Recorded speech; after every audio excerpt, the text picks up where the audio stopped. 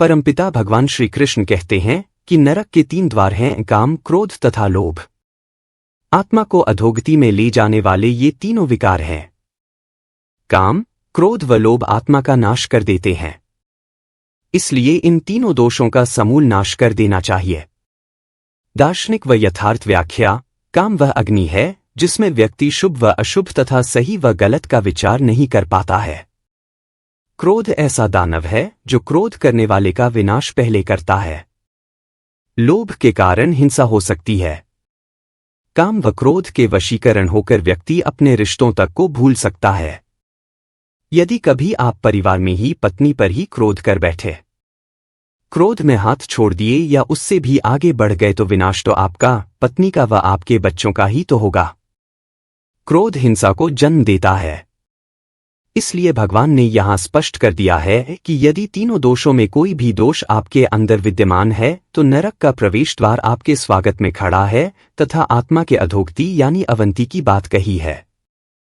आत्मा अपने कर्म व तप से उन्नति की ओर बढ़ती है व परम उन्नति प्राप्त करने में कई जन्म लग जाते हैं, लेकिन दिशा तो सही है। यदि हम इन तीनों का समूल नाश करके भगवान की भक्ति करते हैं तो ईश्वर हमको अपनी अविनाशी भक्ति प्रदान करते हैं। बहुत सामान्य विवाद की स्थिति होने पर ही क्रोध में आकर कोई व्यक्ति किसी की जान तक ले सकता है। लोभ तो ऐसी बुरी वृत्ति है जिसके चंगुल में एक बार यदि फंस गए फिर उससे बाहर निकलना बहुत मुश्किल हो सकता है। परिवार में ही किसी की संपत्ति का लोभ, व्यवसाय में ही लोभ के चक्कर में कुछ गलत कार्य व यहाँ तक कि मित्रों से ही लोभ के कारण विवाद इत्यादि कर्म ऐसे हैं जिससे सिर्फ व सिर्फ कष्ट व दुख मिलना है।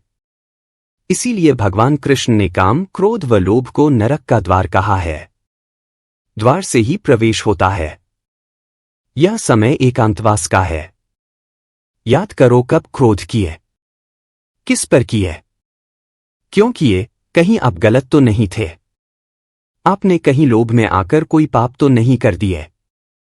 यह समय चिंतन व आत्मावलोकन का है। उन पापों का प्रायश्चित करें। काम, क्रोध व लोभ का समूल नाश करने का संकल्प लें व अपने जीवन को श्री कृष्ण भक्ति में समर्पित करें।